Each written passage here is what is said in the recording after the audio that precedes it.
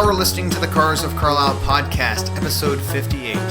Tony Intrieri, Rally North America. Cars of Carlisle is your favorite internationally downloaded podcast about all things automotive.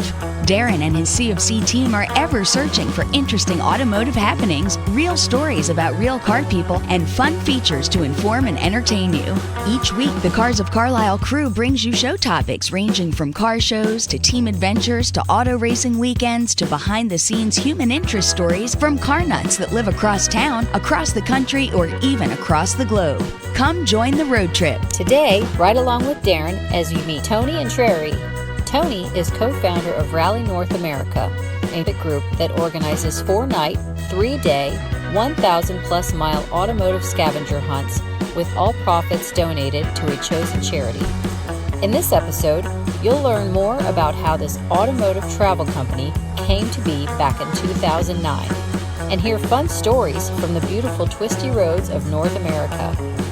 Pack your weekend bag, fold the cue sheets, power up the GPS, and meet Tony Intrieri. So let's get revved up. Hello, Cubers, and welcome back to your favorite informative automotive podcast. I am your trusted host, Darren, and tonight we are going to be talking with Tony Intrieri and all things Rally North America. You can find that at rallynorthamerica.com. Scott, thanks for being here in Studio A in the shotgun seat. Thanks for having me, and I think it's called Navigator Seat. Well, yes. Tonight's interview, you're going to hear I was in Perry County, and I spent an evening at Tony's house when I met him. Spent a little time in his garage, got to hang out with his extremely cool, his vintage and current day Mustang, the 302, the Boss 302s. And with that, we got to talking about the Rally North America and how he's a co-founder. Every team has a nickname, and some of the drivers have nicknames. Tony's is Danger Stang Intrieri, and his co-founder is Scott Thundergoat Spielman. Back in 2009, these two gentlemen decided they really couldn't attend some of these other different automotive rallies, and some of them were more exclusive and what have you. You've heard various names of what they go by, Gumball, and some other things, and they ended up forming their own, and it is now swelled quite a bit. It's been around 80 teams, and this year you'll hear Tony mention that it's now the most cars in the field at 85, and a huge waiting list. A huge waiting list, and we are honored to be part of that and to be raising money for Camp Sunshine. If you go out to carsofcarlisle.com on the splash page up in the upper right corner, we are welcoming any donation. If you have $1, $5, $20, it all goes towards Camp Sunshine, and you'll hear Tony talk about that foundation.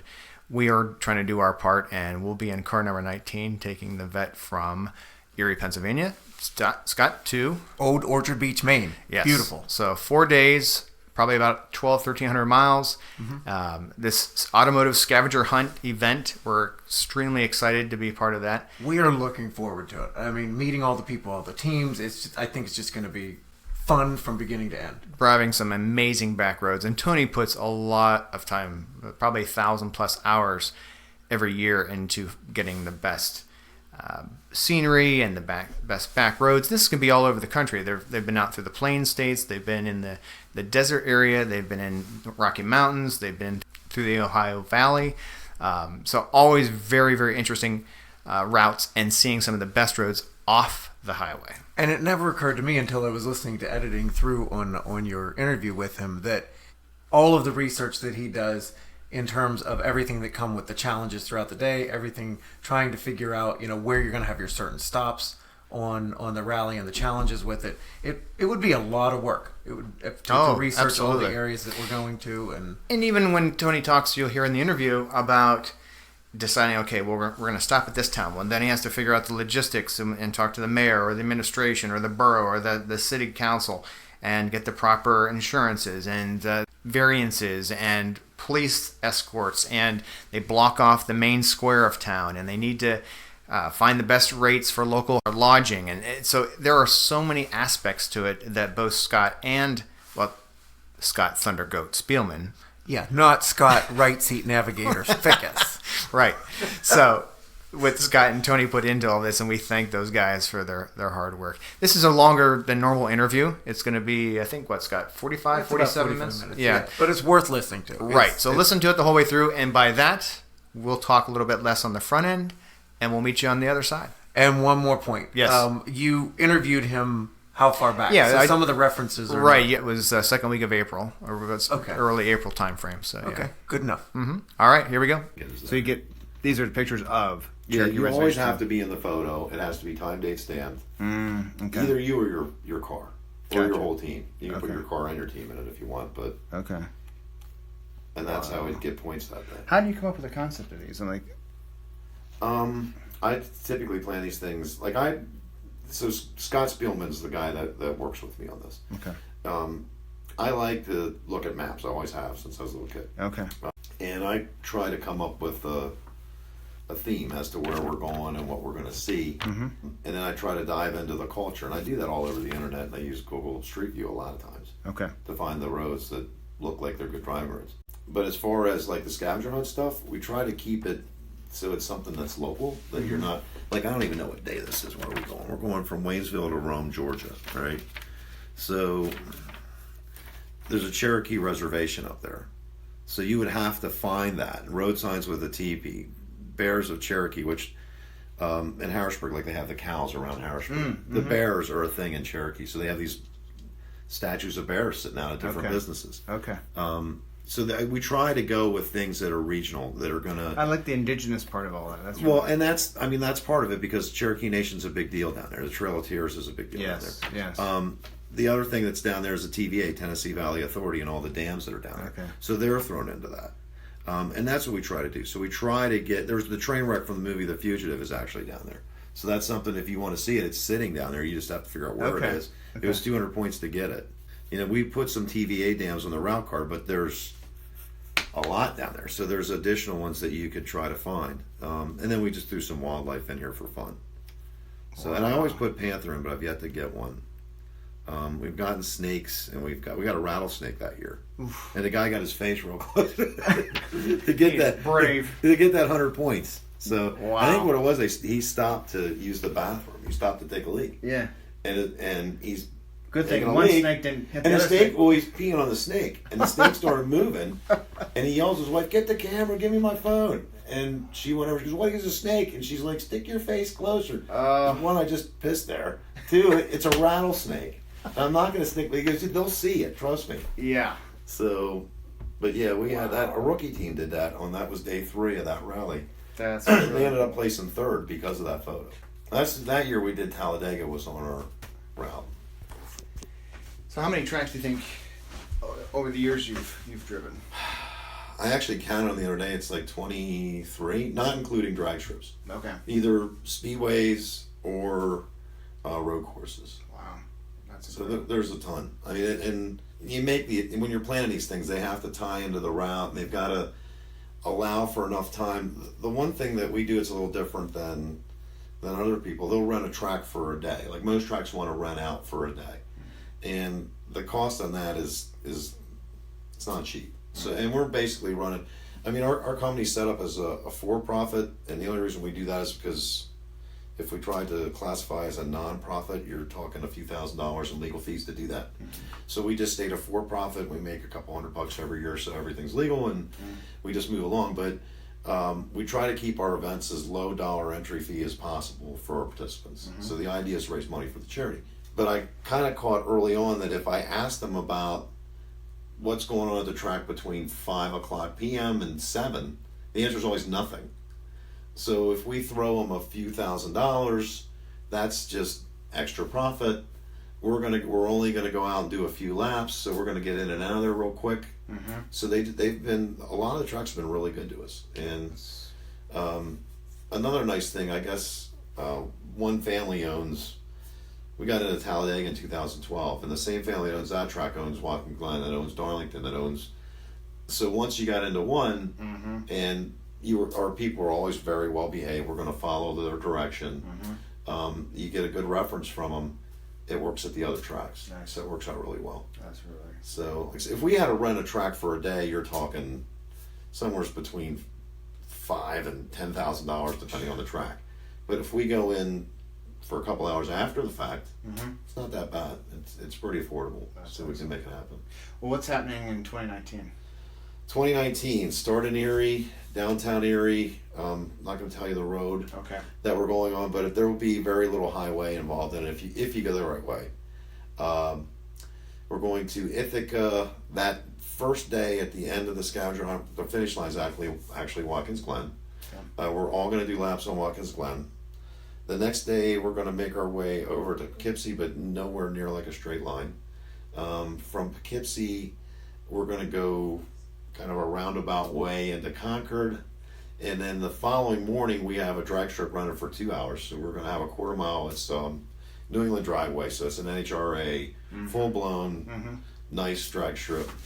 We're going to run there for 2 hours, and then we're going to visit Camp Sunshine, which is our beneficiary. Yes, and I know in talking to Bob, he had so many great things to say about that. It's a great place. It's the only place in the country that brings the whole family in. When a kid in a family gets a near-death illness, the whole family gets involved in that. The siblings have to deal with the extra attention that's being paid to this kid, and obviously the mother and father have to pay more attention because the kid's sick.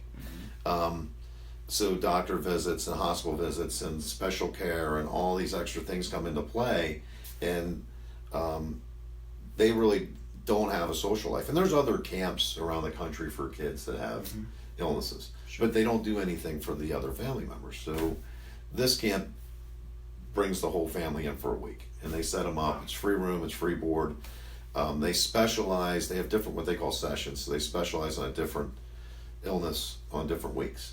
They'll bring in specialists to talk to the family about any new things that are developing in that field or with that illness, as far as from a medical standpoint. The kids just have fun. I mean, they're at camp. They canoe and swim and volleyball and tennis and everything else. Well, talking to Bob in episode 49, he was explaining that the epiphany of you'll have a child that's suffering from something. They think they're the only one around that has it. Right. Same with the parents. And then they come to Camp Sunshine and they realize, wow, we're not alone. They can actually relate to one another. They can talk, share. And I kind of relate. Like, my wife was diagnosed with MS in 2011, right? So she's actually, her side effects are minor. She hasn't had another episode, and I got to knock on wood, thank God. But when you tell somebody that, you have that, and if they actually have a genuine concern, you have that 5-minute dialogue of going through what it is and how it works and how things have changed over the years and all that. And none of these families have that because they're all in the same boat. When they get there, they all know exactly what's going on. Yeah. They know all the different procedures. They know everything that they're going through. So yeah, it does help. And I know from speaking to some of these families that when they leave camp, that relationship that they built that week goes on year after year. They stay in touch with each other. They visit each other. Yeah. They do things together. So yeah, it's a nice thing. It's a good place. Well, that's one of the things when talking with Bob. It's just it got me into the whole. I obviously would love to be a part of Rally North America for the driving part, but when he explained some of the things, all the good work for the fallen officers and some other things, there's just a lot of benefit happening, altruism happening as a result of your crew. Well, thank you. When Scott Spielman is my co-organizer. When we started this thing, we started over like 4 cases of beer, I think. Okay. There was 9. We planned a little drive to Ocean City, Maryland, of all places, which was like, and it was along the New Jersey Turnpike, which if I think about now is like, the hell was I thinking? Like, that's the worst place in the world you could possibly drive from. But we looked at what was out there for people to actually, that like to drive their cars. And there's the car show scene that's out there, and a lot of guys love that, and that's fine and dandy. But I always say if I want to sit behind my car in a chair, I can do that in my garage. I don't need to go to a hot piece of macadam. You don't need to pay $25. No, and trophies. When I was younger, I went to car shows and I had this trophy bin, and it was literally a bin that if I won something, I just throw the trophy in the bin. But going on racetracks and driving drivers' roads, that certainly appeals to me much more so than the car show thing. But when you looked at what was out there, you had like gumballs and the bull runs and these high-end events that were $10,000 to $20,000 entry fees. There was, and they all said they did something with charity, but there was no. I've never seen somebody handing somebody a big check, or I've never seen a direct donation website, that's what we do. So if someone makes a donation to one of our teams, they do it right through that charity's website. It has no affiliation with us. And I've never seen a total where this charity's actually getting something. And those events seem to be more about being seen as opposed to seeing things. It was more about, let's go to Miami, or let's go to New York City, or let's go to DC, or let's go to Philly, and we're going to drive on the highway as fast as we can to Pittsburgh, right? I hate driving on the highway. It grates me to get behind two tractor trailers on a road that was put on what the federal government or the state government deemed to be of no other good use other than to put a highway on, because that's where they put those things. Just doesn't make a lot of sense. So we decided, let's go on these driving roads. Let's put these checkpoints, these scavenger hunt things in place. We'll bring some tracks in, and I don't need any extra money. You don't need any extra money. Let's just look at what the thing's going to cost us, divide by the number of people that are going to go, and let's tie this charity thing into it. Let's make sure that they're donating money directly to a good cause. And maybe this will be a neat event. Maybe. What year was that? 4 cases of beer that got this? There's summer of 2009. So 2010 was our first real event. So we did Route 66, and we had maybe 30 cars leave Joliet, Illinois, and drive to Amarillo, and we had maybe 15 cars leave LA and drive to Amarillo. And we kind of met in the middle and had a big party. But that was our first official thing, and I think we raised like $7,000, and we're patting each other on the back. Hey, this is great. And I made the comment at our trophy ceremony that if you guys keep raising money like this, I'll keep spending the time. And I looked at Scott, and Scott goes, "Oh yeah, I'll do it." Because Scott was individually cutting every decal at his house. So you cut them, and then you got to peel them out, and you got to do this, and he does all the stuff that I can't stand. That if I had to do, it wouldn't exist anymore, like accounting, spreadsheets, dealing with insurance companies, stuff that just is like a cheese grater to my face kind of thing. Scott does, and does it with a smile on his face. Does have, hey Scott, you need to do this. Okay, yep, I'm on it. But that was our first event, and then the next year it was 17,000, and I made the same comment. And then the next year it was 45,000, and then I came up with this idea, and I ran it by Scott. I said, what if we slotted the first 25 cars by donation amount? In other words, they leave first because they raise the most money. Do you think that would be something that these folks would be receptive to? Well, let's try it. So we did that, and that year we went up to 93,000. So we went to like this real big leap. And that was 2013. That was our first year with Camp Sunshine, so it was a good charity. And last year it was $221,000 for Concerns of Police Survivors that helps the families of fallen police officers. So now I'm kind of jammed. I'm not going to be able to not do that. That's right. I have to keep doing this, and Scott has to keep doing it because it's doing a lot of good work for a lot of people. But yeah, I mean, we see a lot of stuff that no one ever sees. I mean, I spend probably 1,000 hours working out the route, making sure that the places we're going to go are okay with us coming in, understand what day we're coming in, around what time. When you block off a downtown section of a starting line, you've got permits you have to go through. You have all these different hoops that they're going to want you to jump through. They want a certificate of insurance in case someone drives into the fountain. All these different things that you have to go through. But we've raised over $1 million as an organization. That's incredible. And direct donations, not Right. they're not giving the money us and we give it to them. It goes directly to the charities. That's so. cool. Thank you. I mean, It's a lot of good. It's rewarding at the end of the day. Yeah. So it really is. So. And you've seen some incredible things along the way. Well, and I'm going to put a qualifier on that. They're all things that I wanted to see because I'm making the route, right? And I always tell It's people, your joy box. Yeah. pretty much, yeah. I think I do a good job though because 80% of our teams come back year over year. We have people that if they skip a year, they're back the next year. We have people that haven't missed a year. So since we started, since they go back to like 2010. Is it August when you guys leave? We leave in July. So it's July. we try to go the second week of July typically. And the timing for that is intentional because every place you're going to go to is busy the 4th of July week. We always leave on a Sunday and we typically end on a Thursday. And the reason for that is if I call a property and try to get a good group rate for people, and I'm talking about a Monday night in Ithaca, I know they have rooms, and I know also I can play 3 or 4 hotels against each other to get the group rate way down. Whereas if I call it on a Friday, Saturday, or Sunday, they're already booked and they could care less if we come or not. And you do 85 cars? 80? This year we're doing 85. This is the most cars we've ever taken. Okay. So before our old record was like 80. So typically it's around 80, something like that. And we'll have a couple little drop out like right near the end.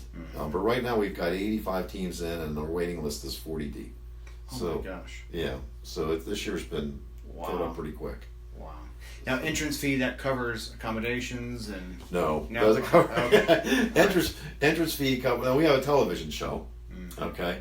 And that's MAV TV, right? it's on MAV TV, but someone's got to make that television show. So you have camera people and a producer and an editor and sound people, and so there's a cost there. Event insurance, as you can imagine, is not cheap when you so we have to get a specialty insurance package for this, and that covers our starting lines and it covers myself and Scott as organizers in case there's lawsuits, and we also need that for tracks. Some tracks have a higher umbrella or event insurance, so we've got to buy additional insurance on top of that.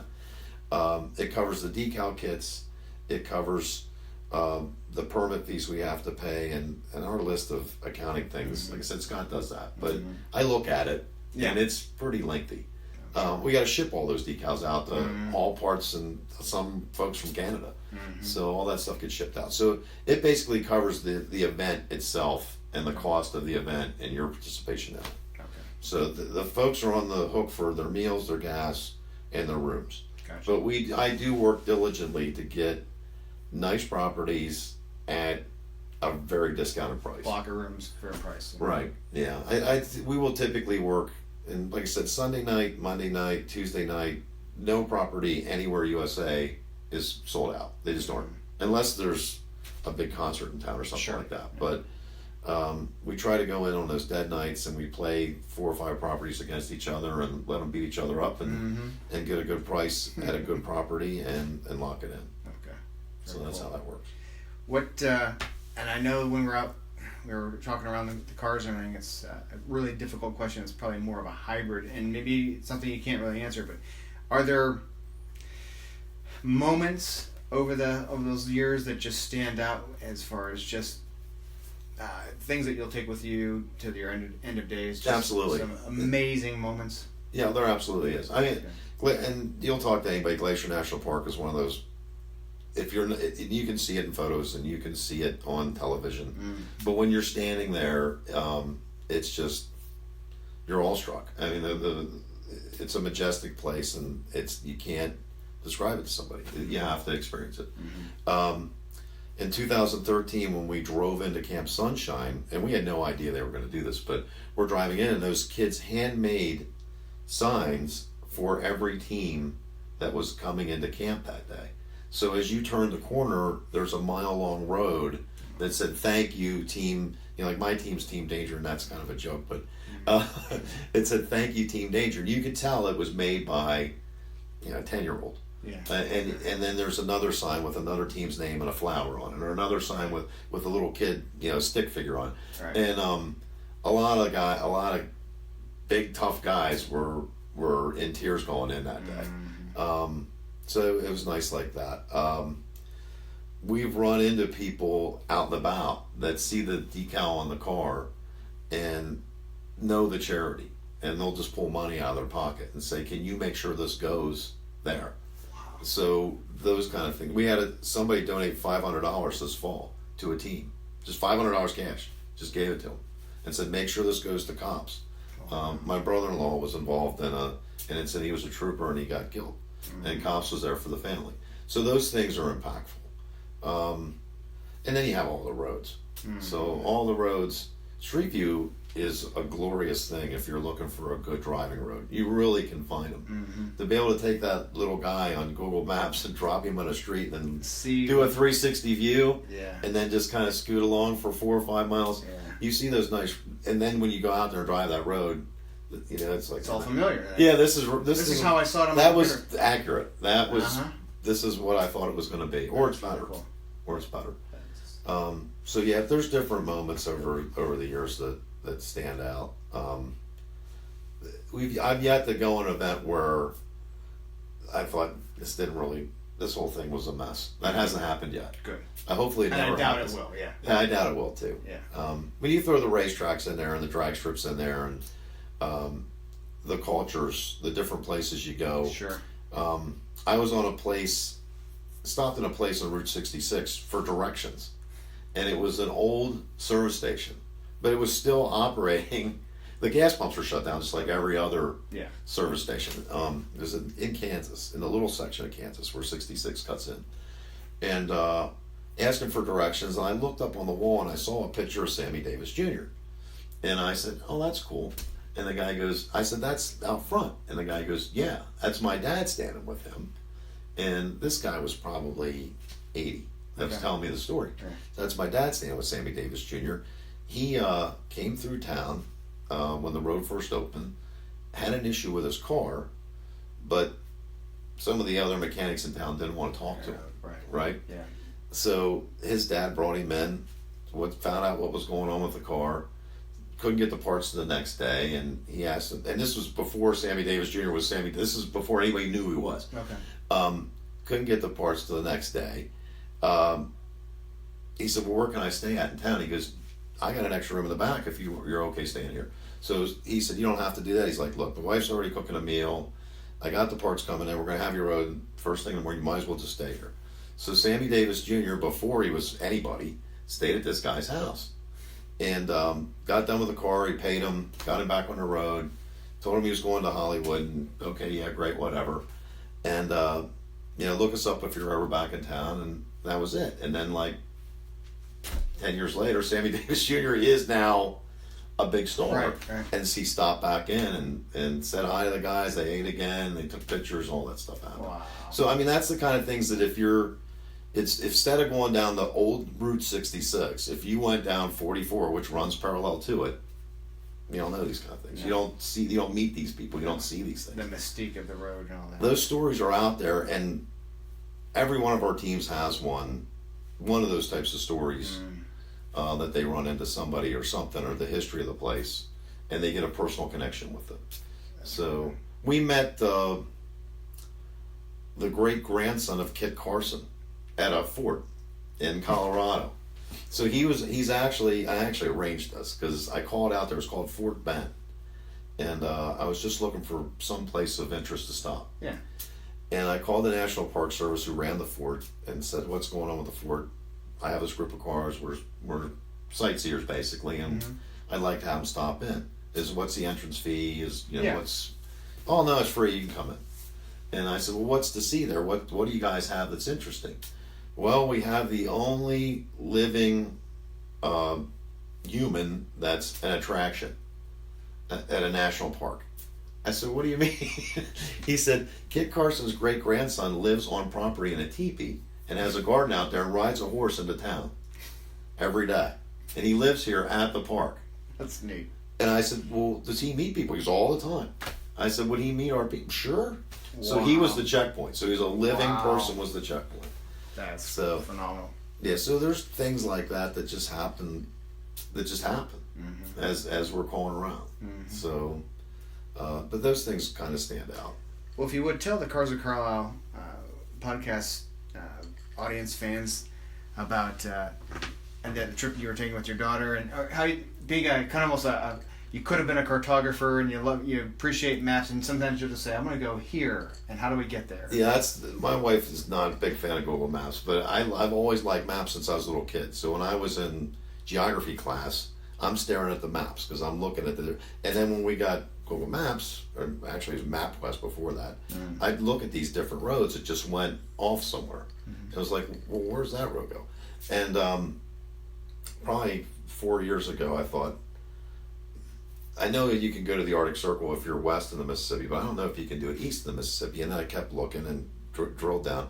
And there's a road that's above Ottawa, and it's above a place called Mattagami, and it goes along the James Bay Road. It's called the James Bay Road. It goes along James Bay, which leads into the Hudson, which leads into the Arctic Ocean.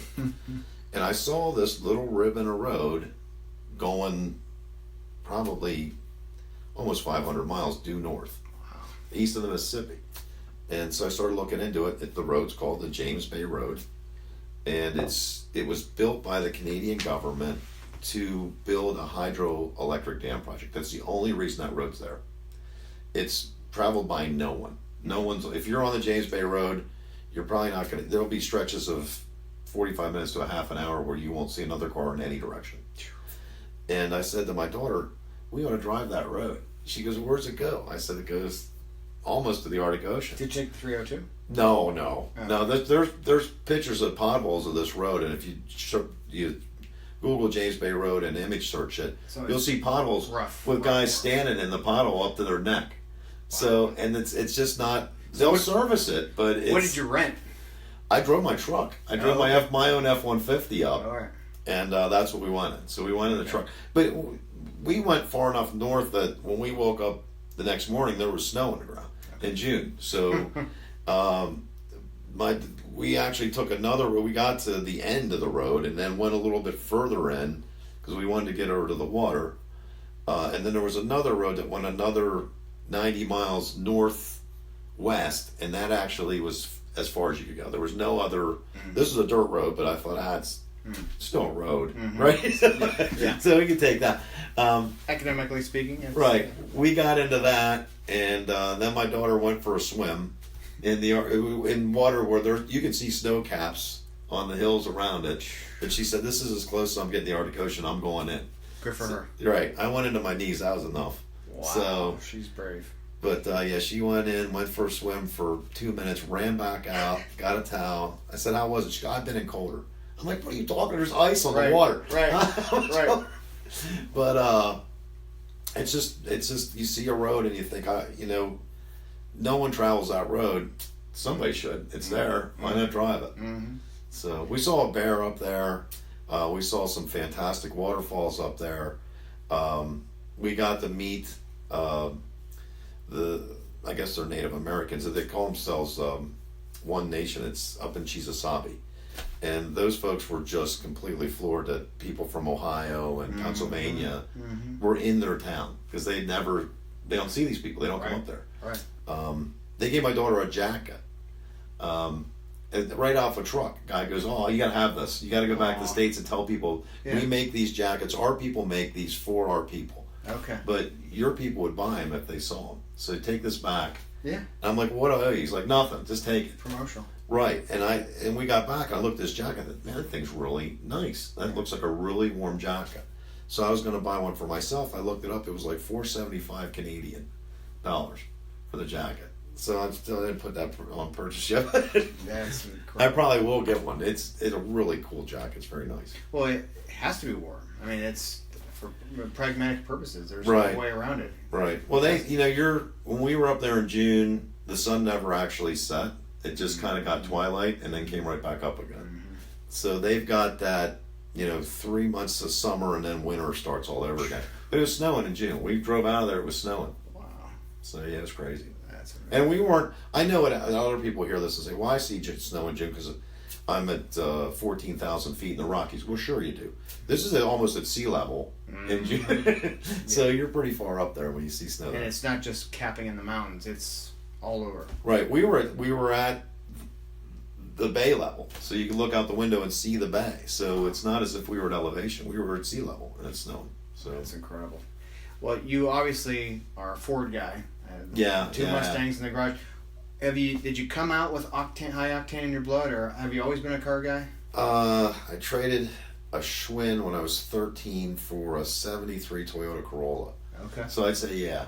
Okay, And I used that to would drive sense. it drive it like Dukes of Hazzard style in the cornfields behind my house. So that's how I learned to drive. So, Okay. you know, and that car was a 4-speed, so it was a stick right out of the gate. Mm-hmm. And I told my dad I'm trading my bike on a car. He goes, well, you can't drive on the roads. I said, look back there. This is There's great. miles of cornfields out here. I can certainly drive it there. Yeah. And that's what I did.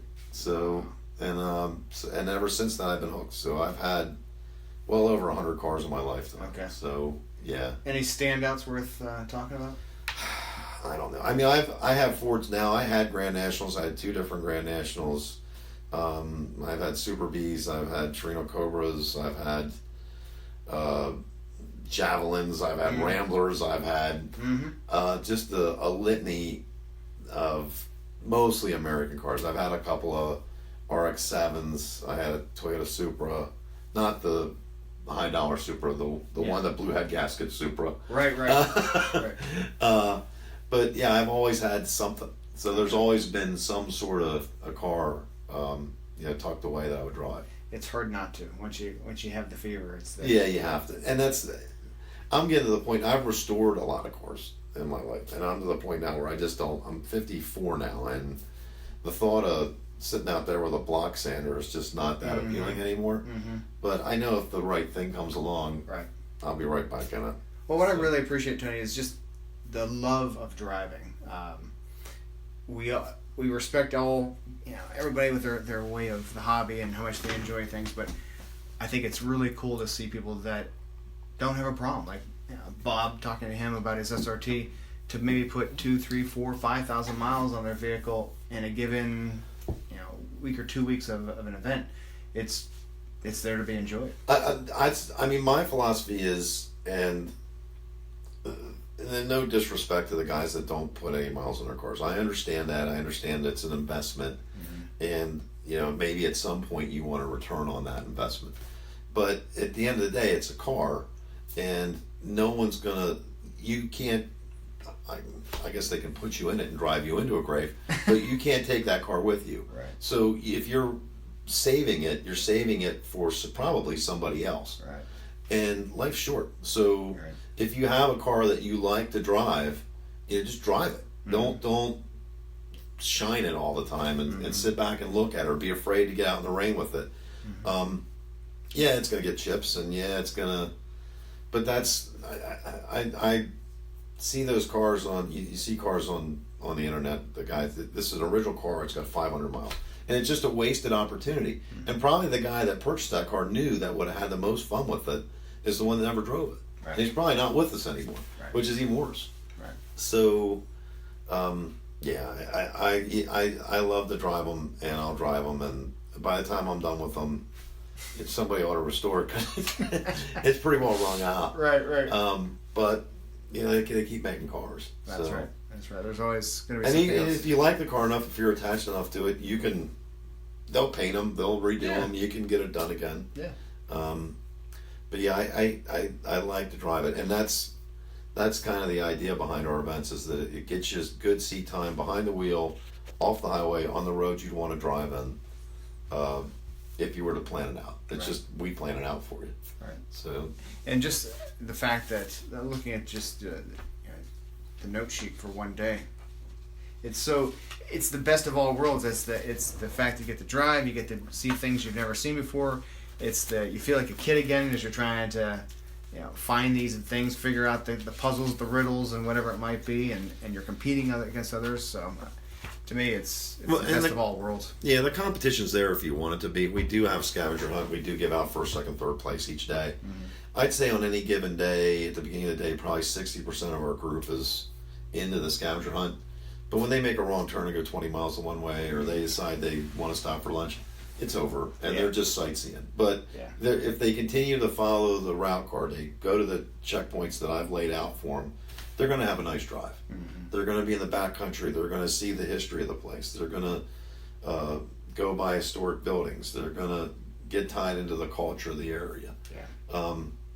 You really get that. You become a more well-rounded, you have a better understanding of what's going on with the United States when you're out there mingling with the other people that live out there. And I know there's a lot of preconceived notions about this part of the country or that part of the country or different parts of the country. I know they have their nuances. They have the things that are maybe a little bit different about them. But at the end of the day, they're all people, and if you engage them, there's a lot of really interesting stories out there. And people are. One thing I always try to be very careful of is at a show or something, never saying something negative about someone's car in front of them.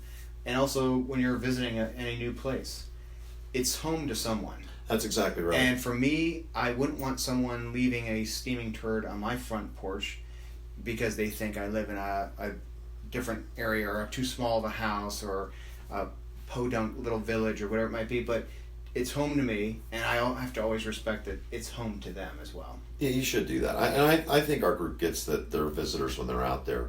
I mean, that's some of the common. We have all different makes and all different models and all different walks of life and all different ages and all different sexes, and our group is very diverse. But there's some commonalities. They have a sense of adventure. They want to try to see where we're going to send them.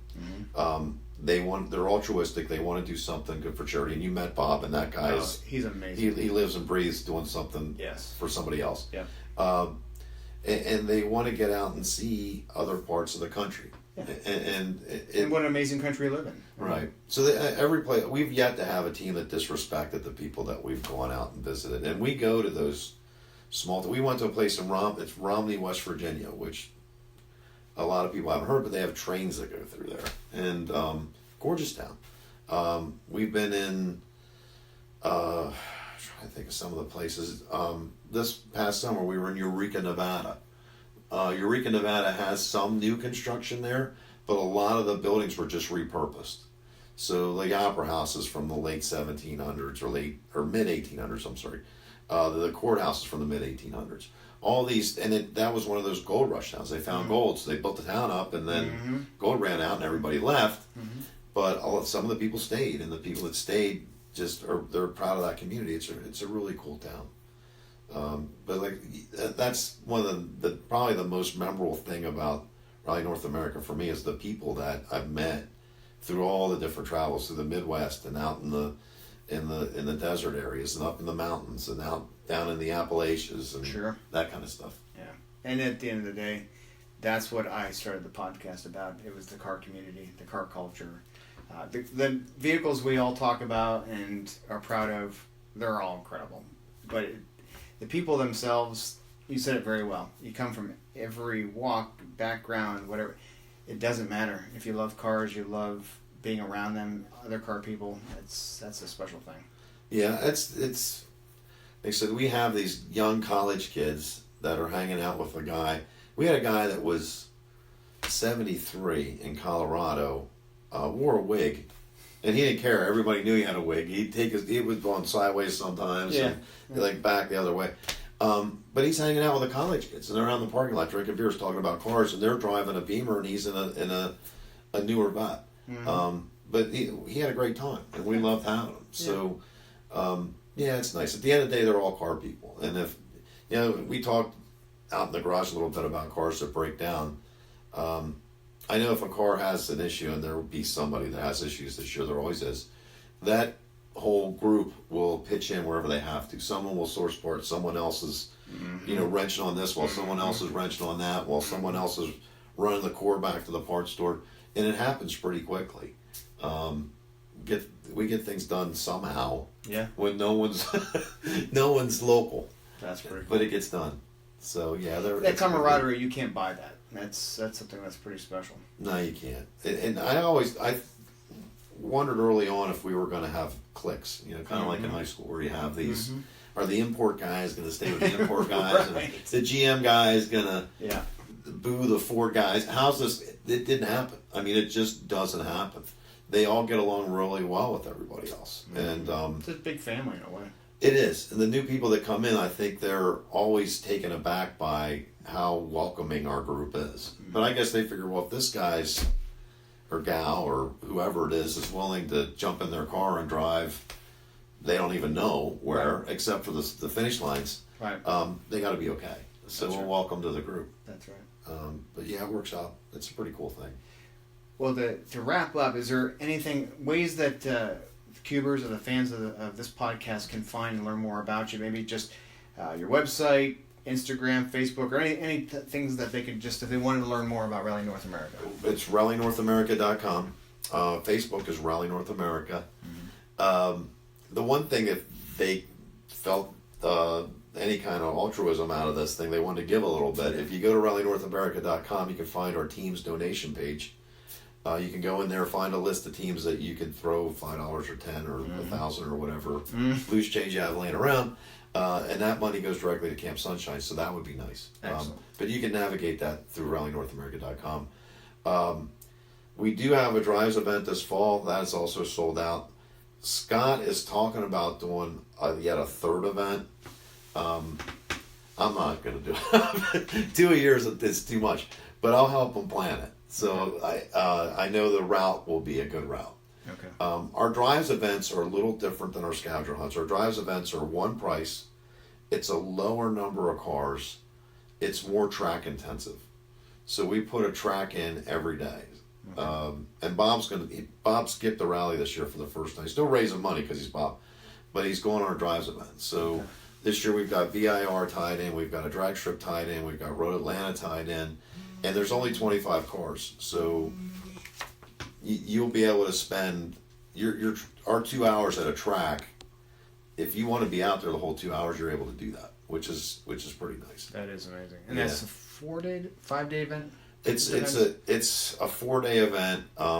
It's one, like I said, it's one price. They're a little more upscale properties. We throw in dinner, we throw in breakfast. We'll throw in a couple of tours along the way, and all the track times thrown as well. Okay. But we did that because we just developed some track junkies through doing the scavenger hunts. We also throw a donation in as well, so we're going to donate money back to the charity on that one as well. But we got these track junkies. They're like, if we could you have 85 cars, so you can only get out there for, 2-3 lap segments or something like that. Yeah. When we rent a track on this thing, there's 25 cars. Well, they're big tracks, so you just go. I still only suggest on a street-driven car 4 to 5 hot laps because your brakes are going to start to fade, and your pedal's going to get soft, and your braking point's going to change from lap 5 as what it was from lap 1. So I still recommend go out, do 4 or 5 laps, come in, don't put your handbrake on because it might get stuck. Let the car cool down for 10 or 15 minutes and go back out. But you get to go back out for 5 or 6 sessions as opposed to just 2. Yeah. So it's a little more fun that way too. That's incredible. Well, I'm all over this. We've talked by phone, and I'm going to have to get on the waiting list from now until whenever, but I want to be part of this. Well, like I said, I tell people, we have a video link on our website, and people can see the videos. So Matt Farrer from Smoking Tires done a video. Rob Ferretti from Super Speeders did a video. David Patterson's done a couple videos for us. So a lot of the YouTube guys have been on our events, have done videos from their perspective. There's a video out on Amazon Prime. It's called The Great American Road Rally. Okay. And there was guys that was a first time thing. There was 4 of them. They took a camera guy and some audio guys, and they said, we're going to do this from a new person's perspective. We don't want to know anything. Yeah. And the checkpoint list for that day had 7 checkpoints, and my scavenger hunt list was probably 50 pieces deep. And as soon as they saw that, they were just lost. Wow. And but if you watch that, you'll see it from a new person's perspective. And that day we ended, our last checkpoint was the Flight 93 Memorial. We actually were in PA, which kind of put a real somber end to the day. And those guys are running around all day trying to, let's find this, let's go that, and when Lincoln Highway markers are worth this, and they're trying to find all these things along Lincoln Highway. And then they got to that, and they said, we need to spend some time here. And they ended up coming in late the first day and gave up all the points that they went running around. But if you go somewhere like that, and they were from Georgia, so it's not like they were coming back. No. It'd be foolhardy to just run in and run out. Right. So they spent the time there and enjoyed their time there. Well, nice. So got the full experience. So. And I think all of your events, that's what it's really about. You are experiencing your car, you're experiencing the culture, you're seeing new places, meeting new people, driving roads and tracks and courses and strips that you may not ever have a chance to do. I mean, Right. it's kind of a bucket list thrown into a single week. It's Well, it's a bucket list you can do every year if you're quick. Yeah. And like I said, for me, life's too short not to get out and experience these things. To just it's there. You just have to drive it. You just have to go out and see it. I know a lot of people like to fly. Like, I'm going to fly to San Diego, and they miss all the stuff between where they live at and San Diego. And there's a lot of things that happen along the way, and they just don't see that. They get a little snapshot of whatever that destination is, and that's it. That's all they see. That's right. And it's unfortunate. So Well said. Well, thank you so much, Tony. Thank you. I have loved Nice meeting having the evening, spending it with you, and we'll throw it back to the studio. So hope you guys enjoyed that interview with Tony Intrieri. We're going to definitely look forward to being on the road with him coming up here in early July when we are in my vet, and we will be with those 84 other teams, spending some time not only on some beautiful roads, but we're going to be at Watkins Glen. We're going to be at the New England Drags, so it'll be really cool. One mention of the vet, as you say that. Have you shared that is the new Cars of Carlisle vehicle? Yes. I don't know that you have. No, let's make that the reveal. The 2013 BRZ has been supplanted by a 2006 Corvette Z06. C6 generation. There you go. Got it. So yeah, that will have, in fact, the rev that you hear.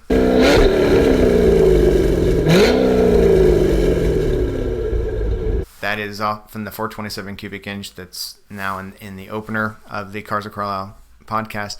And the goal of Rally North America is to raise money for a deserving charity. And for 2019, it happens to be Camp Sunshine, and Camp Sunshine had been in the past as well. But the cool thing is that all the money that is raised by all these teams goes directly to the charity itself. And Camp Sunshine, Tony talked a bit about the history of that. It was founded in 1984, and it happens to be in the beautiful Sebago Lake area in Maine. And Anna Gould, as well as Dr. Larry Gould, they donated their land, their facilities, and they have now created something really from bare bones. From 1984 forward, they had providing a place for 43 children with cancer and their families. That was back in June of 1984. It has continued to grow. And Scott, you know someone that actually benefited from all the goodness that and the altruism that Camp Sunshine puts out there. I do. It's kind of a small world, because until I heard about you were talking about the Rally North America, and then you were mentioning about the charity that they were supporting this year in addition to have done it other years. And I am friends with a family that actually benefited from it. It was, I'm going to say, probably close to 10 or 15 years ago. And they still, as a family, donate their time and volunteer, I think, a couple of full weeks each year off and on. And they have only had just wonderful things to say about it throughout all of the years. And the nice thing about it is, all, like as Darren mentioned, all the money goes directly to Camp Sunshine that is raised through Rally North America. And the program for these families is free then. So they, all the families are sponsored by individuals or civic groups or foundations, or this money that's raised through donations. So it's really a great program. And I think you have made a good point there, Scott, because let's say that a 7-year-old, I'm using this arbitrarily, a 7-year-old child is suffering from a rare blood disorder or a form of cancer that is not widely known. What they have is they have children that come from not only all over the country, but all over the world that have something similar. These children then can spend a week together. They don't feel as if they're the only person on the planet that's going through this trouble. They can relate to one another. They can share stories. They have camaraderie. Importantly, that a lot of other programs maybe overlook is the fact that the caregivers, the siblings, the parents, the grandparents, they are the ones that are putting in 24/7, 365 as far as helping and putting in the care, and they're emotionally tied, and there's so much going on that they sometimes need a little break or some time for themselves. And Camp Sunshine provides these families with a chance to talk to other families going through the exact same thing. And Tony had talked about how each week the camp hosts a particular disease, disorder, what have you. So like affected individuals are all there together, and they can truly work together, and they come away with lifetime networks And that's what makes this such a beautiful, impactful situation. Right, and it is a systemic way of giving. I mean, they include the entire family, the entire caretakers, so it gives them all a break. And you mentioned about not just from certain areas or certain states. They've reached out to 27 countries. That's 28 right. countries. Like, it's everywhere. Right. So, and it's all on the website. You can read all about it, but they've helped over 50,000 individuals with support through this. Yeah. So it's big. Yeah. It's really important. So if you would, this is a really important thing to us. Yes. Are we going to have a chance to go out and have some fun and meet great new people and see beautiful roads? Yes, we know that.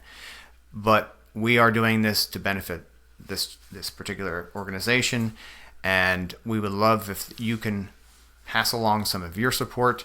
It goes to these kids, and we get to go to the camp. One of the days we actually stop at Camp Sunshine. We're going to meet the kids and their families, and we're looking forward to that. So if you are so moved, we would welcome the help to help these kids.